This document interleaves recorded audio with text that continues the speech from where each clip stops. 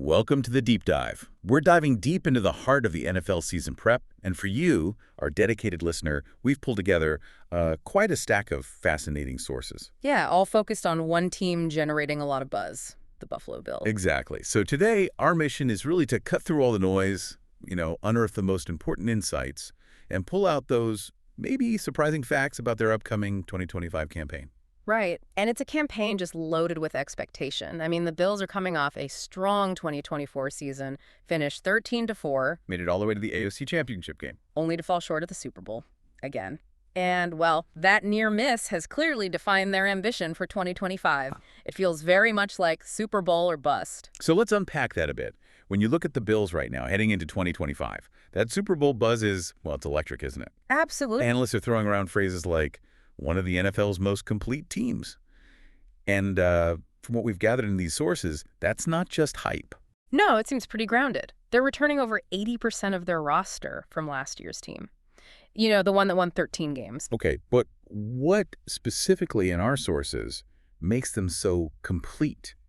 I mean, how does that separate them from, say, other contenders? Well, what the sources seem to highlight is this kind of unusual combination of established veteran talent and this youthful developing potential. Yeah. It's not just about who they have, but maybe how they've built this roster. And a massive part of that, of course, it revolves around Josh Allen. Naturally, coming off an MVP caliber season. Right. And for anyone who plays fantasy football, I mean, you know he's been a consistent QB1 or QB2 since, what, 2020? Yeah. His numbers aren't just dominant. No. They fundamentally redefine the quarterback position for Buffalo. Allen doesn't just run, he runs with, like, the power of a linebacker. Yeah, it forces defenses to treat him as an extra running back while also defending these elite passing threats. Exactly. This dual threat mastery, it isn't just about statistics, it dictates how every single snap has to be defended. It fundamentally alters opposing game plans. That's a great point. He forces defenses to play a completely different game. And his value? Well, it's crystal clear with that record-breaking Right. contract. Oh, yeah. 6 years, $330 million. Boasting the largest guaranteed amount in league history. That's a huge vote of confidence. Yeah. It really emphasizes his vital role in both leadership and ball security for Buffalo's Super Bowl hopes. It really does. It almost feels like the entire identity of the team revolves around his unique skill set. And hey, for a little off-field color, his high-profile relationship with Haley Steinfeld certainly grabs headlines. Sure, it does. But it seems like it's all about the football for this team. Definitely. So, shifting focus maybe to the offensive philosophy, the Bills are famously known for their everybody eats approach. Right. They truly spread the production around. I think it was 13 different players logged receiving touchdowns in 2024. Wow, 13. Yeah. But the true insight here, I think, is that this isn't just about sharing the ball. It seems designed to expose specific weaknesses. How so? Well, by forcing defenses to cover so many different threats, it prevents them from just doubling star receivers. And it opens up lanes not just for the run, but for complementary players to thrive in single coverage. It creates consistent mismatches. So it's about maximizing their depth, not just, distributing targets evenly. Exactly. It's strategic depth. One of the biggest points of contention we found in the sources, and it's something I know you'll be watching closely, is the whole James Cook contract situation. Yes. That's definitely a storyline. He was a Pro Bowl back in 2024, right? Rushed for over 1,000 yards, scored 16 touchdowns. He really anchors that backfield. No question. Now, here's where it gets really interesting. One source we looked at confidently states he signed a 4-year, $48 million extension. Done deal. Right. And that's where the plot thickens, because other sources indicate he actually wants a new $15 million per year contract. Oh, wow. $15 million. Yeah, and apparently that's currently unresolved. GM Brandon Beane doesn't seem to think a deal is coming soon. But Cook did attend mandatory minicamp. He did, which, makes him incredibly motivated in what's essentially a contract year. It's that classic contract year dilemma we see play out. Sure. From the sources, it kind of looks like the Bills are hoping to leverage that motivation for another big season, maybe without committing that long-term money right now. While Cook's camp is obviously pushing for market value after his breakout. Makes sense. And the team also has complementary backs. You know, Ray Davis showed some flashes last year, and they've got veteran Ty Johnson providing some depth if this Cook situation drags on. Okay, so shifting to the receivers, the wide receiver room has certainly seen some changes too. Amari Cooper, who they got midseason last year, he's still unsigned. Right. And Mac Hollins signed with the Patriots. Departures there. But the Bills moved quickly, brought in Joshua Palmer from the Chargers and Elijah Moore from the Browns to add some immediate depth. Yeah, those are interesting additions. But the real focus for development, though, seems to be on Khalil Shakir. He emerged as a lead receiver, finished his WR37 last season, which means, you know, he was a solid, if not spectacular, fantasy contributor, often in that third receiver role. Okay. And there are incredibly high expectations for Keon Coleman. People are really looking for him to take a significant step forward in year 2. Especially after he himself described his rookie season, which was slowed by injury, as, well, trash. Yeah, that kind of self-awareness, that determination from a young player, that's usually a very good sign for his development path. Definitely something to watch.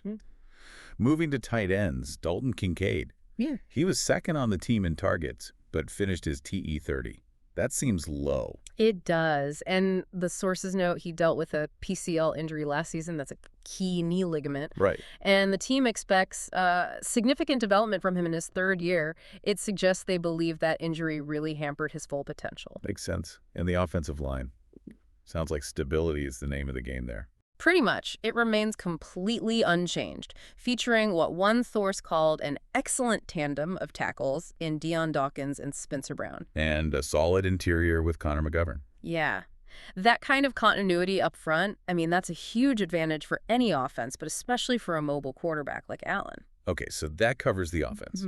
Let's talk defense.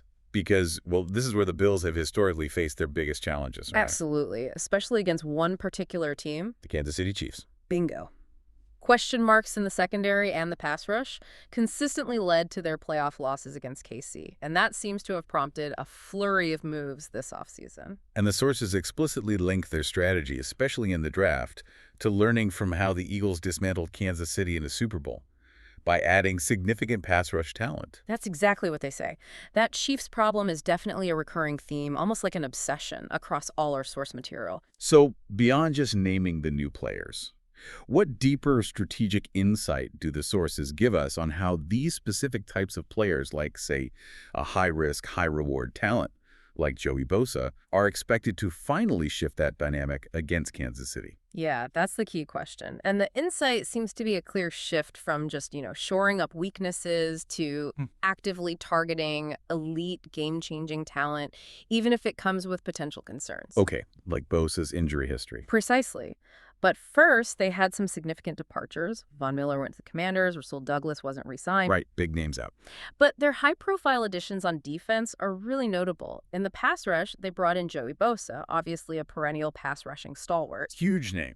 Huge talent. Huge talent, but the sources definitely highlight his calf injury concern and missed off-season work as a key watch point. His health is going to be critical. For sure. They've also added Michael Hoach, who's more of a run-stopping specialist, and the veteran Larry Ogunjobi. It suggests a focus on both interior and edge disruption. So they're not just adding bodies. They're aiming for real disruptors. Guys who can genuinely pressure elite quarterbacks, force turnovers. Exactly. It feels like a direct counter to those methodical, quick-passing offenses that have historically given them trouble. It's kind of a calculated gamble, right? Betting on peak performance to unlock that championship potential. And in the secondary, they're bustering the back end. The return of cornerbacks Dane Jackson and Tre'Davious White. That's big. Yeah, getting White back healthy would be massive.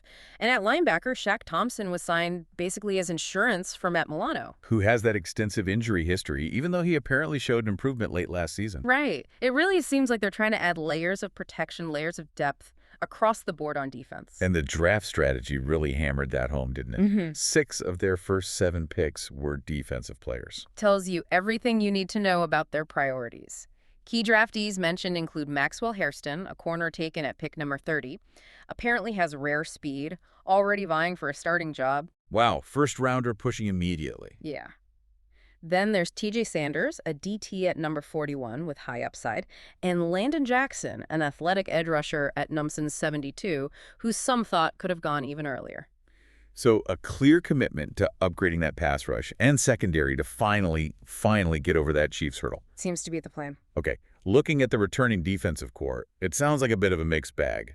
Stability, but also some debate. Yeah, you could say that. The defensive line features Greg Rousseau. He had 8 sacks in 2024.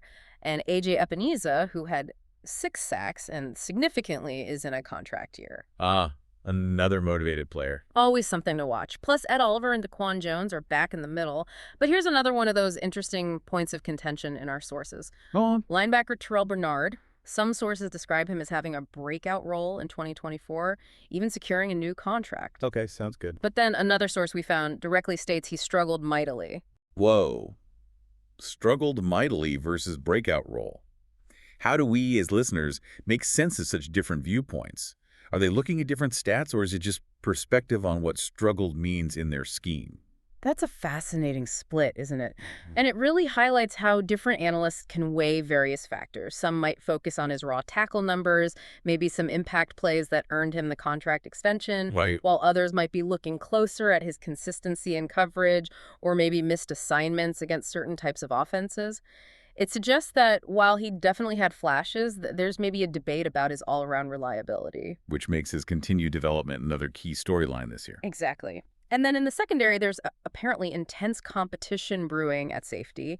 Taylor Rapp is coming off a down year. Damar Hamlin was re-signed, but one source noted him as a potential liability in coverage. And then there's Cole Bishop, who missed a lot of last training camp with a shoulder injury. So that safety spot is wide open, really. Definitely a position to watch closely for who emerges as a reliable starter next to. Well, Christian Benford and Taron Johnson, the nickel, are still key pieces back there. Correct. Okay, all these changes, all these storylines, it leads us right into training camp. That's the crucible where these narratives really start to take shape. For sure. Rookies reported July 15th. Veterans joined them July 22nd at St. John Fisher University before they moved back to the team facility. And get this, the Hard Knocks cameras are at Bill's training camp this year, Oh, right. I forgot about that. ready to capture all the action and those sky-high expectations. How do the sources suggest that kind of intense spotlight might impact a team with such huge stakes? Well, it definitely adds another layer of pressure, maybe even a distraction for some guys. But, the best teams tend to use it as a motivational tool, show the world, that kind of thing. Key players to watch in camp, according to our sources. You mentioned Joey Bosa's health. Can he get on the field and stay there? That's number one, probably. Then Dalton Kincaid's continued development at tight end, and Keon Coleman's much-anticipated step forward at receiver. Okay. And beyond individuals, there are 3 main position battles to keep an eye on. Yeah, seems like it. First, that cornerback no power 2 job, right? Between the returning Jet, Tre'Davious White, assuming he's healthy, and the first-round rookie Maxwell Hairston. Big one. Then that safety battle we just talked about. Yeah. Rapp, Hamlin, and Bishop. Yep, wide open. And don't forget, the backup quarterback competition, Mitch Trubisky versus Mike White. Right.